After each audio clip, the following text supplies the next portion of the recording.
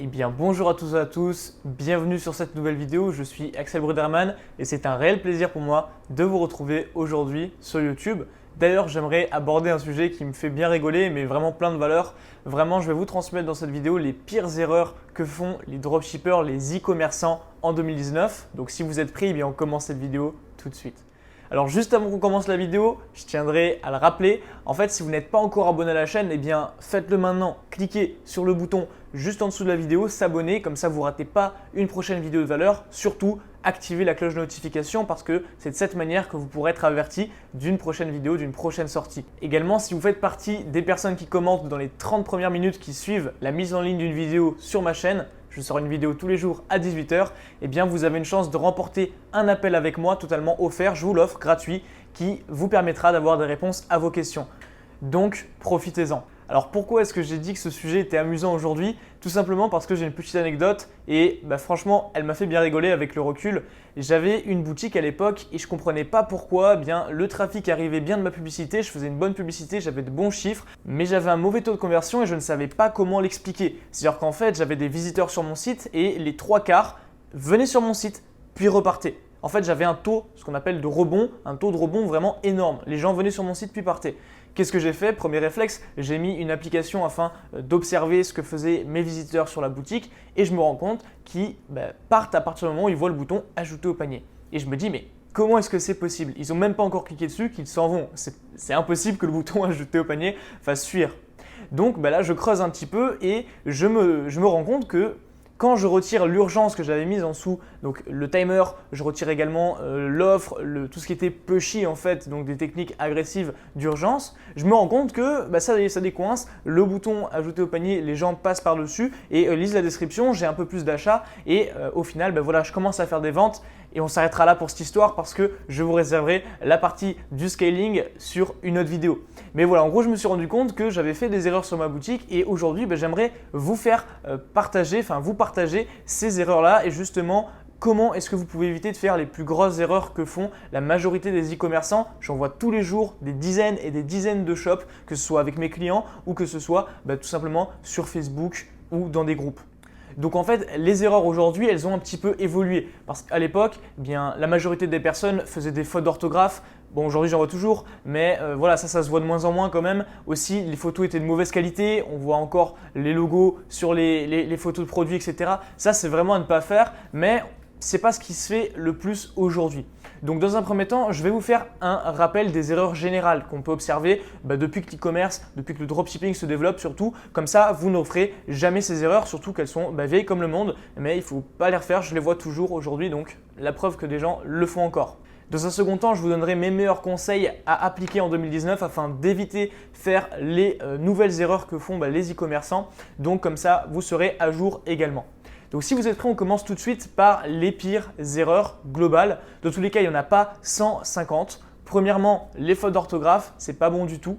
Dans un second temps, les images produites de mauvaise qualité ou alors avec, vous savez, les logos des fournisseurs. Quand vous travaillez avec AliExpress, souvent ils vous mettent les logos, leurs logos. Ça, c'est à bannir, c'est à proscrire.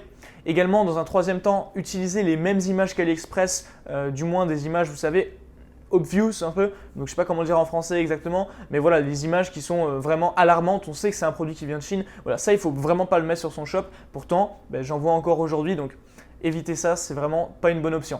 Dans un troisième temps également, c'est les boutons ajouter au panier qui sont vraiment difformes. J'en vois de toute taille, j'en vois des boutons qui sont énormes, je vois des personnes qui essayent de rajouter du code afin de faire bouger le bouton maladroitement. En fait, la plupart du temps, ça fait bugger votre site et ça fait fuir votre client. C'est pas parce que votre bouton il est énorme, qui prend toute la page, le bouton ajouter au panier, que la personne va ajouter au panier. Donc je vous recommande vraiment de ne pas trop modifier le bouton ajouter au panier et d'éviter de faire de la surcharge au niveau des applications parce que un petit peu d'urgence, un petit peu de tape à l'œil c'est bien, mais trop ça tue totalement votre taux de conversion, ça fait fuir vos clients. Donc ça c'est vraiment les erreurs globales mais qui se font encore aujourd'hui, donc je vous invite vraiment à les éviter. Et maintenant on va passer sur les erreurs en 2019, les erreurs que font aujourd'hui les e-commerçants, comme ça vous évitez de les refaire et même vous allez pouvoir aller obtenir de meilleurs résultats que ces derniers. Alors la première erreur que font beaucoup de personnes, c'est simplement de copier-coller une formation. Et on se rend compte de cette erreur quand on est sur son fil d'actualité Facebook par exemple et qu'on revoit le même schéma de publicité mais pour 5 produits différents, mais on le voit en 10 minutes. Et on se rend compte que c'est simplement du copier-coller. Le formateur, même si c'est des très bonnes informations, a donné une marche à suivre et les gens qui suivent la formation appliquent bêtement. Ça, c'est une erreur qu'on voit beaucoup aujourd'hui en 2019, peut-être parce que l'e-commerce, le dropshipping, c'est en train de monter. Et bien voilà, ça, je vous invite surtout à ne pas le refaire. Ça ne veut pas dire ne pas écouter la formation, peu importe la formation que vous avez prise. Dans tous les cas, si elle est de qualité, elle vous donnera tout ce qu'il vous faut au niveau du marketing, au niveau des connaissances et au niveau de ce que vous avez à faire pour créer votre propre expérience, votre propre publicité, votre propre boutique. Donc voilà, évitez de faire des copier-coller parce que le client n'est pas dupe et si nous on peut le voir, il peut le voir également. Donc ça, c'est la première chose. Dans un second temps, ça va être vraiment de mettre trop d'urgence. Évitez de mettre trop d'urgence, surtout quand votre urgence n'est pas justifiée. Si en gros vous mettez 15 timers sur votre site et que les timers ils sont vraiment incohérents, par exemple le visiteur il vient sur votre site, il voit qu'il reste 20 minutes avant la fin de l'offre, c'est bon, on n'est plus en 2016, les gens ils ont compris comment est-ce que ça marche, on sait tous comment est-ce que ça marche, surtout que vous n'avez pas de réel besoin derrière votre produit la plupart du temps. Il n'y a pas quelqu'un qui va se dire « Oh, il faut que j'achète maintenant, sinon je vais passer à côté ». Booking, ça marche très bien. Pourquoi est-ce que ça marche très bien? Parce que vous avez besoin d'un hôtel, okay? Vous avez besoin d'un avion. Et bien là, du coup, cette urgence-là, avec de très courts timers, elle marche. Évitez de faire ces erreurs, vous n'êtes pas booking, vous ne mettez pas en location une chambre d'hôtel ou un vol qui est déterminant pour votre visiteur. Non, vous vendez un produit. Par contre, votre rôle, au lieu de vous concentrer à mettre de l'urgence, c'est surtout de faire acheter votre client. Donc, bossez plus votre description que votre urgence. Ça, c'est mon conseil. Alors, petite parenthèse, est-ce qu'il faut totalement supprimer l'urgence de son site?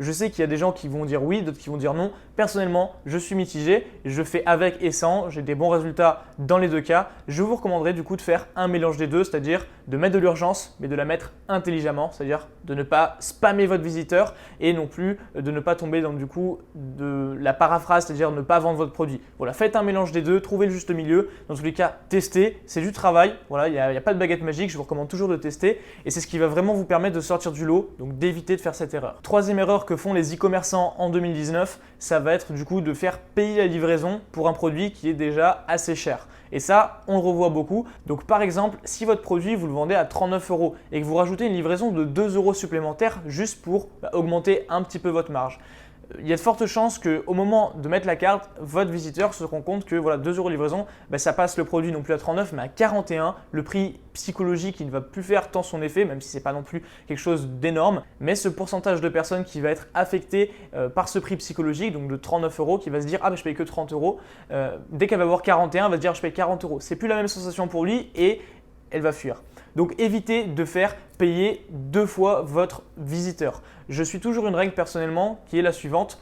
Never charge a customer twice. Ça veut dire tout simplement en français, ne pas faire payer 2 fois votre client. Si vous payez pour votre produit, il ne paye pas pour la livraison. Du moins, il ne paye pas de façon automatique pour la livraison. Voilà. Alors, quatrième erreur que je vois toujours, et vraiment ça c'est un enfer, ce sont les offres marketing non justifiées. Je vous recommande fortement de ne pas mettre des offres énormes, ahurissantes, qui n'ont ni queue ni tête, parce que dans tous les cas, ça ne marche plus également.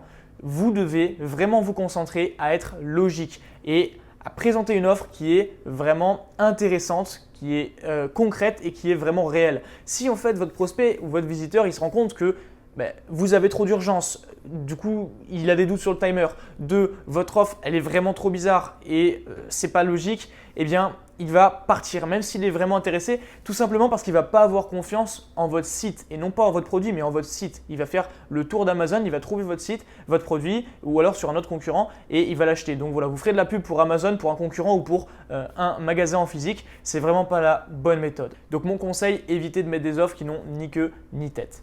Cinquième et dernière erreur, vraiment simple mais toujours efficace, évitez de ne pas mettre d'avis. Si vous n'avez pas d'avis, c'est pas bon. Mais il y a une erreur encore pire que ça, c'est de mettre des faux avis.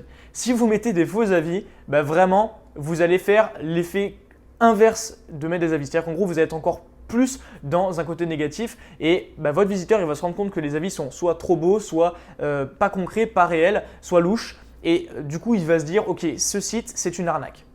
Et ça vraiment, je vous recommande vraiment d'éviter de le faire. Moi, ce que je fais personnellement et un conseil que je vous donne en ordre dans cette vidéo, ça va être d'aller regarder sur Amazon ou sur AliExpress les vrais avis de vrais clients, de les copier et de les coller sur votre site. Comme ça, vous ne serez pas en train d'inventer quelque chose, ce sera un vrai retour d'un client et voilà. Ça, c'est vraiment mon meilleur conseil. Sur ce, je pense qu'on a fait le tour, pas besoin d'en dire plus. Déjà, vous avez de quoi éviter de faire la majorité des erreurs que font les e-commerçants en 2019. Si vous souhaitez aller plus loin, eh bien vous avez des liens dans la description, une formation totalement offerte pour vous former à l'e-commerce, mais également des formations payantes plus complètes qui vont plus loin. Je vous laisse aller voir ça dans la description. Sur ce, eh bien, je pense qu'on a fait le tour. J'espère que cette vidéo aura été de valeur. Pour ma part, on se dit à très vite, à demain dans une nouvelle vidéo. C'était Axel et d'ici là, explosez tout dans votre business, c'est important. Allez, ciao!